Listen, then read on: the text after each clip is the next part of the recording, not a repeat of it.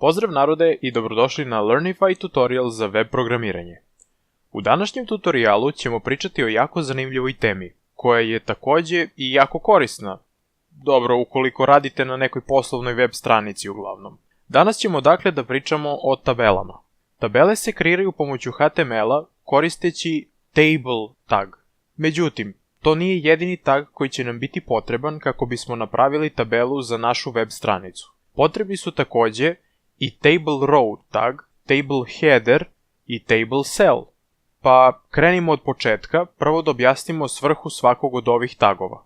Pre svega imamo table tag. Ovaj tag govori brauzeru da podaci koji slede nakon otvaranja, a pre zatvaranja table taga, predstavljaju podatke o tabeli. Koliko ona redova ima, kolona i podatke o svakoj od ćelija te tabele. Table row element definiše svaki red tabele, tako da ovaj tag na neki način predstavlja instrukciju koja pravi novi red u tabeli, dok unutar svakog od tih redova mi dodajemo podatke za svaku od ćelija tog reda. Pomoću table cell taga, treći od tagova je table header tag, koji služi da se ime da svakoj od kolona tabele. I svaki od tih table heading tagova se stavlja unutar table row taga. Pošto je i red gde se definišu nazivi kolona tabele, opet red te tabele. Samo u sebi sad zvučim zbunjujuće, mogu misliti kako je tek vama. Ali ne brinite, nije teško razumeti kako stvari funkcionišu kada se radi o tabelama, pošto će sve postati jasno kad budemo prešli na primjer. Tako da mislim da je sada pravi trenutak da se upravo to uradi. Otvorimo naš HTML file u kome smo već dodali osnovne podatke koji su nam svaki put do sada trebali. Znači, otvorit ćemo naš HTML file i kreirat ćemo novu tabelu u našoj web stranici. Kao što rekoh, prvo dodajemo table tag, pa ga odmah i zatvorimo kako ne bismo zaboravili kasnije slučajno. Sad, za šta bismo mogli da koristimo ovu našu buduću tabelu? Hajde recimo da napravimo tabelu koja prati naše poznavanje programskih jezika, koju bi recimo mogli da dodamo na naš portfolio sajt, na primjer. Koje sve kolone bi ta naša tabela trebala da sadrži? Ok, dodavat ćemo spontano kako budemo dolazili do trenutka da moramo da smislimo šta ide u koju kolonu. Hajde da krenemo onda. Sada je došao trenutak da damo ime prvoj koloni. Neka to recimo bude programski jezik. Sad otvaramo drugi th tag. Ime druge kolone će da bude recimo nivo poznavanja. I treća kolona bi mogla da bude iskustvo. Kada smo to napravili, završili smo naš prvi red, koji je rezervisan za header naše tabele. Sada prelazimo na prvi red sa podacima, tako da otvaramo novi tr tag i unutar njega dodajemo elemente. Prvi programski jezik bi mogao da bude HTML, pošto već govorimo o njemu. Zatim treba dodati iskustvo, to jest treba dodati nivo znanja, recimo napredni. Mislim, ja verujem da će ovo biti istinit iskaz nakon ovih tutoriala. I sad što se tiče iskustva, možemo staviti recimo godinu dana. Kada smo to uradili, treba napraviti sledeći red, unutar kojeg ćemo staviti novi programski jezik. Neka programski jezik bude C# recimo, nivo znanja srednji i iskustvo nema. Treći red može biti posvećen CSS-u, nivo znanja neka bude napredni i iskustvo recimo 6 meseci. Eto, neka to bude to što se tiče naše tabele. Sada možemo malo da se poigramo sa našom skromnom tabelom, ali prvo da pogledamo šta smo napravili. Kao što možete da vidite, tu je naša tabela, ali nije uokvirena, već samo vidimo tekst koji je raspoređen kao da je uokviren nevidljivim granicama. Verujem da se pitate, pa kakva je ovo tabela kad nisu vidljive granice svake od ćelija tabele? Mislim, slažem se u potpunosti s vama.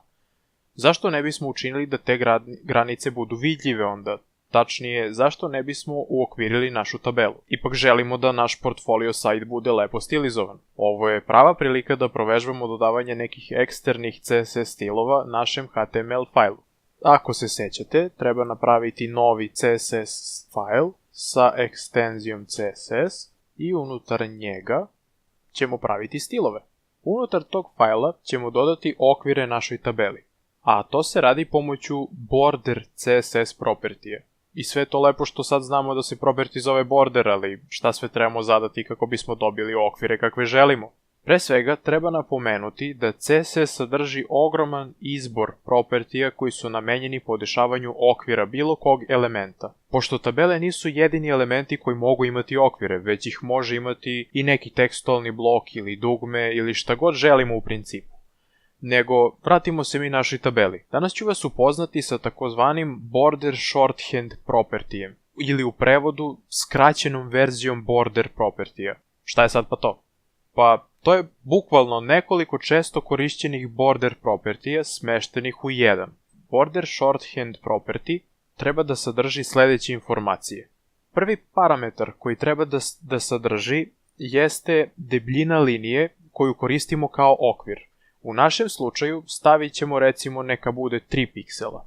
Da se razumemo, stavljanjem brojke veće od 3 dobit ćemo okvire koji su deblji od ovih, a ako stavimo manje dobit ćemo tanje okvire. Jako jednostavno. Drugi parametar je stil linije okvira koji može biti isprekidan, tačkast, puna linija, dupla linija, može biti skriven, može biti jedan od gomile nekih drugih stilova koji su podržani u CSS-u. I treći i poslednji ujedno property je vezan za boju linije našeg okvira. Boju našem okviru možemo zadati tako što ćemo upisati ime jedne od već implementiranih boja u CSS-u, kao što smo do sada uvek radili. Ili možemo napisati kod bilo koje boje opisan pomoću 3 brojke između 0 i 255 ili jednim šestocifrenim heksadecimalnim brojem. Nego da ne prelazimo sad na teme koje nam nisu bitne trenutno, bojama će biti posvećen sigurno bar jedan ceo video, pošto je to jako bitan aspekt CSS-a. Pa hajde da i napišemo unutar našeg style bloka ovo o čemu smo sada pričali. Znači, table, th, td.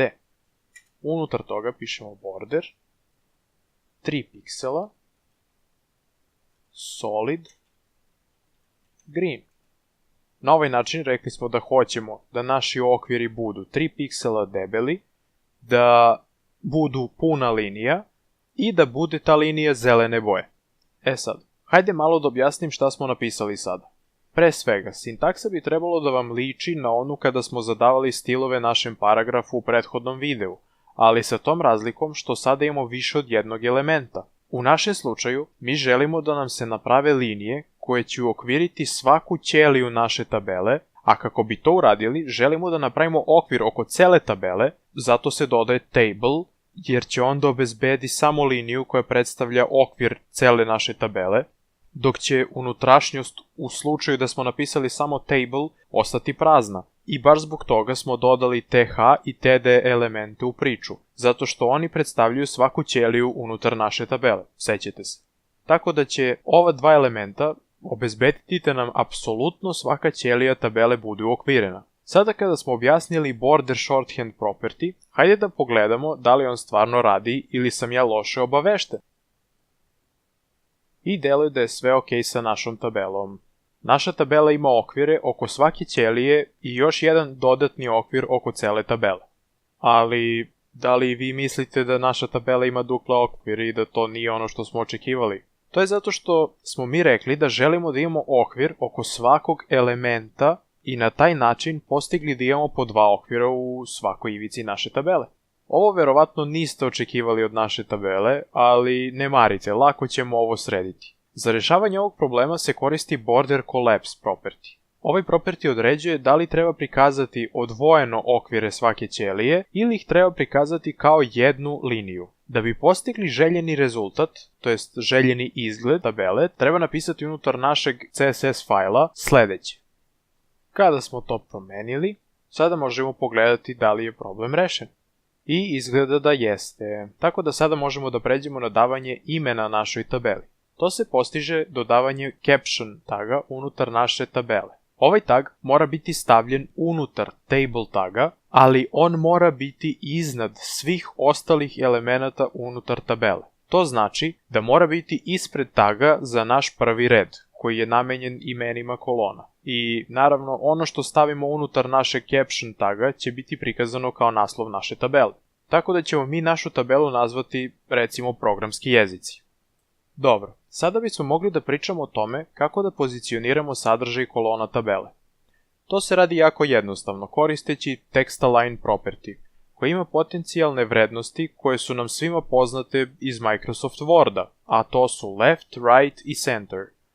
Pa, hajde da iscentriramo naša imena kolona, a da sadržaj regularnih ćelija pozicioniramo da budu recimo alignovani u desno. To se radi tako što ćemo da napišemo sledeće stilove. Znači, hoćemo da naš header da bude centriran, a da naš sadržaj u regularnim ćelijama bude pozicioniran desno.